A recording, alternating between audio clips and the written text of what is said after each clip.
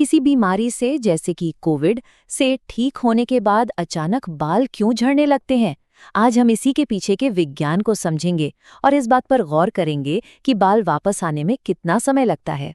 अगर किसी बीमारी से उभरने के बाद किसी ने भी ये सवाल खुद से पूछा है तो वो अकेले नहीं हैं।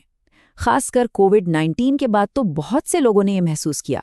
और अच्छी बात यह है कि इसके पीछे एक ठोस वैज्ञानिक कारण है। देखिए, एक स्टडी में पाया गया कि लगभग 36.7% कोविड मरीजों ने ठीक होने के बाद बहुत ज्यादा बाल झड़ने की शिकायत की। मतलब ये कोई अनोखी बात नहीं है, बल्कि शरीर का एक काफी आम रिएक्शन है। तो चलिए जरा इसके पीछे के विज्ञान में गोता लगाते हैं। मेडिकल की भाषा में इस हालत का एक नाम भी है और इसे समझना ही टेंशन दूर करने का पहला कदम है। इसे कहते हैं टेलोजन एफ्लूवियम। अब आसान भाषा में इसका मतलब क्या है? जब भी शरीर किसी बड़े स्ट्रेस या शॉक से गुजरता है, जैसे कि तेज बुखार, तो ये उसी का एक नेचुरल रिएक्शन है।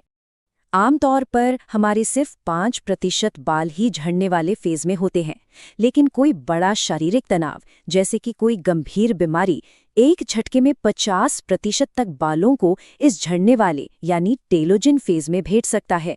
सोचिए, 50%।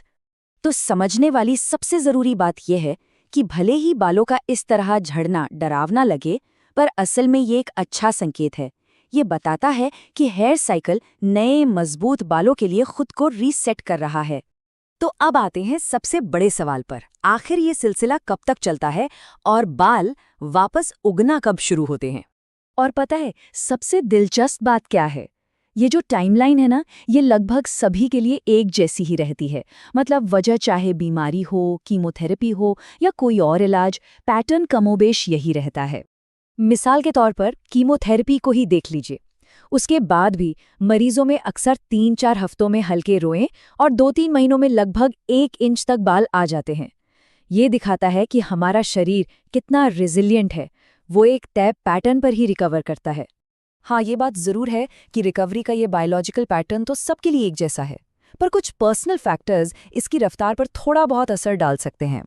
जैसे कि जेनेटिक्स, उम्र, किसी की ओवरऑल हेल्थ कैसी है और लाइफस्टाइल भी, जैसे कि डाइट और स्ट्रेस, ये सभी चीज़ें मिलकर तय करती हैं कि किसी के बाल कितनी जल्दी ठीक होकर वापस बढ़ने के एक्टिव फेज में आते हैं। अगर हम अलग अलग वजहों को कंपेयर करें तो डेटा एक ही पैटर्न की तरफ इशारा करता है। बाल झड़ने का दौर शुरू होने के बाद 3 से 6 महीने के अंदर साफ साफ सुधार दिखने लगता है। तो देखिए, यहाँ 2 तरह के नजरिए बन जाते हैं। पहला कि बाल झड़ते देखकर घबरा जाना और ये मान लेना कि समस्या और बिगड़ रही है, और दूसरा ये समझना कि ये जो शुरुआती झड़ना है ना, ये असल में नए बालों के उगने की तरफ एक जरूरी और पॉजिटिव पहला कदम है। सिर्फ इस एक बात को समझ लेने से ही पूरी घबराहट तसल्ली में बदल सकती है। तो फिर इन सब बातों का निचोड़ क्या है? मतलब सबसे जरूरी बात क्या है जो हमें याद रखनी चाहिए?